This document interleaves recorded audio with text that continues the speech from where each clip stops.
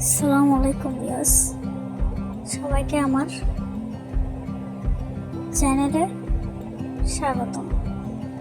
আজকে আপনাদের জন্য নিয়ে আসছি অন্যরকম একটি রেসিপি। আজকের রেসিপিটি হলো চিকেন কিমা দিয়ে বেগুন কারির রেসিপি। চলুন শুরু করি। প্রথমে আমরা একটি ফ্রাই প্যানে নিয়ে নিলাম তেল, এতে দিয়ে দিলাম পেঁয়াজ কুচিগুলোকে আমরা ভালোভাবে তেলের মধ্যে ভেজে হালকা বাদামি করে নেব। সাথে দিয়ে দিলাম রসুন কুচি, হালকা বাদামি হয়ে আসা পর্যন্ত অপেক্ষা করব। এরপর দিয়ে দিচ্ছি আগে থেকে করে রাখা কিমা।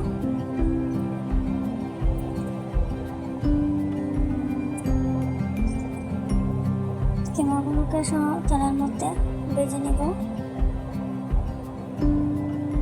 এরপর দিয়ে দিচ্ছি সামান্য হলুদ গুঁড়ো, জিরা গুঁড়ো, মরিচ গুঁড়ো, সাথে দিয়েছি স্বাদ মতো লবণ দিয়ে ভালোভাবে তেলের মধ্যে কষিয়ে নিব। এখন দিয়ে দিলাম টমেটোর সস, দিয়ে ভালোভাবে নাড়াচাড়া করে সামান্য করে পানি দিব যাতে নিচে লেগে না যায়। এরপর দিয়ে দিচ্ছি ধনেপাতা কুচি,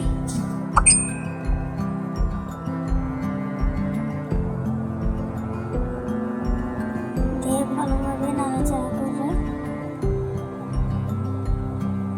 ভেজে নেব। সম্পূর্ণ ভাজা হয়ে গেলে এটিকে নামিয়ে রাখবো। এবার আমরা নিয়ে নিচ্ছি 4টি বেগুন। এগুলো একটু ডিজাইন করার জন্য সামান্য খোসা ছুলে নিচ্ছি।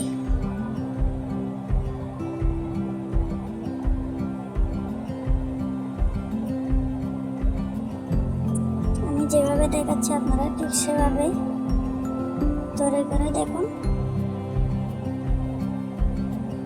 ইনশাআল্লাহ অবশ্যই পারবেন। এরপর একটি বাটিতে লবণ দিয়ে বেগুনগুলোকে আমরা অল্প কিছুক্ষণ 10-5 মিনিট মতো এভাবে ভিজিয়ে রাখবো।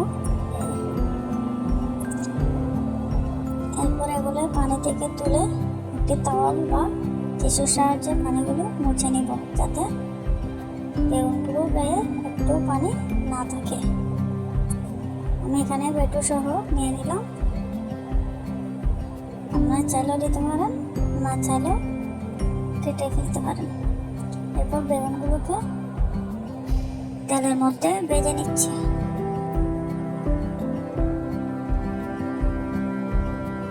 একটু ভেজে দিলাম। এবার বেগুনগুলো কালার হয়ে আসলে এগুলোকে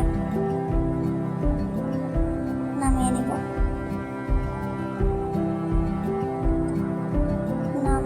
ছুরির সাহায্যে একটু করে কেটে দিব। পুরো কাটবো না, শুধু একটু করে কাটবো। এরপর আগে থেকে ভেজে রাখা কিমাগুলো বেগুনের মধ্যে দিয়ে দিব। এরপর অন্যদিকে তেলের মধ্যে হালকা হলুদ গুঁড়ো, হালকা জিরা গুঁড়ো, মরিচ গুঁড়ো ও টমেটোর সস দিয়ে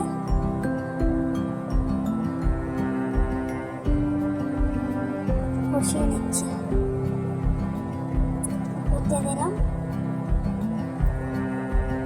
1 কাপ মতো পানি দিয়ে পানিগুলো গরম হয়ে আসলে এতে বেগুনগুলো সুন্দর করে বসিয়ে দিব।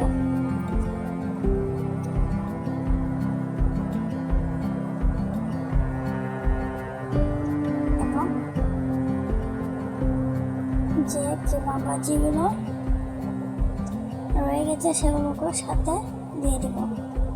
এবার কিছুক্ষণ ঘুরে দিব যতক্ষণ না মাখা হয়ে না আসে ততক্ষণ পর্যন্ত অপেক্ষা করব। এক পর্যায়ে এগুলো সম্পূর্ণ মাখা মাখা হয়ে আসার পরে আমরা এগুলোকে